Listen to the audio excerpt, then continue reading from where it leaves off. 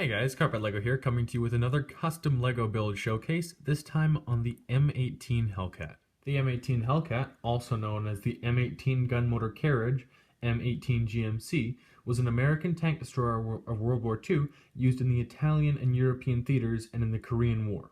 It was the fastest armored vehicle in the American defensive inventory of the 20th century until the turboshaft-powered M1 Abrams heavy main battle tank appeared decades later. The Hellcat holds the record for most effective tank destroyer during World War II. It has a higher kill-to-loss ratio than any other tank or tank destroyer fielded by American forces in the Second World War. When it comes to my Lego version, there are a couple things I'd like to go over. First of all, this tank is built in a much smaller scale than most other Lego Hellcats you would have seen. Most Hellcats use much larger road wheels and are in general just quite a bit larger, as they're built in closer to a 135 or 140 scale. This Hellcat is built in 145 scale, which in short means it's just a lot smaller. Personally, I think this means it's more accurate as well, but obviously other people would have different opinions on that.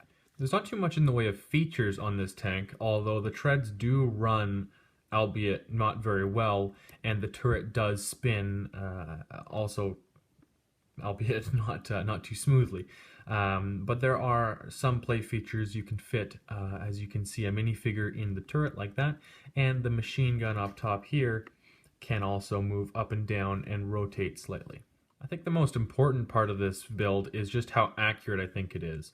I'm very happy with the shaping I was able to achieve on the turret, on the hull, and just everywhere around, while keeping the 145 scale that I talked about earlier. It's very difficult when you're working with such small elements in such a small scale to get the right curves and the right angles that would make it accurate to the real model. But I feel that I achieved it here. I'm very happy with that. Obviously you can't see because it's covered up by some gear right now, but if you do want to see other images of it without the gear so you can more clearly see the different angles I was able to achieve, you can check that out on my Flickr page, which I'll leave links for in the description box below. But regardless of that, you can see the turret, and I'm very happy with all the shaping, very happy with the scale, and just generally I think it's very accurate. I'm also happy with the way I was able to craft the track guards here. If you can see at the front here and on the other side at the back there, they're very accurate to how they look on the real model, and it was a little bit difficult to achieve again with this with the scale in mind. I think the most important part of this build is just how accurate I was able to make the vehicle while keeping a very small scale. I am very happy with the different angles I was able to achieve. They can be very difficult on this tank, especially on the front. There's a lot of different things going on that are difficult to replicate in Lego, particularly when I'm building, once again, in a smaller scale than this is generally built in.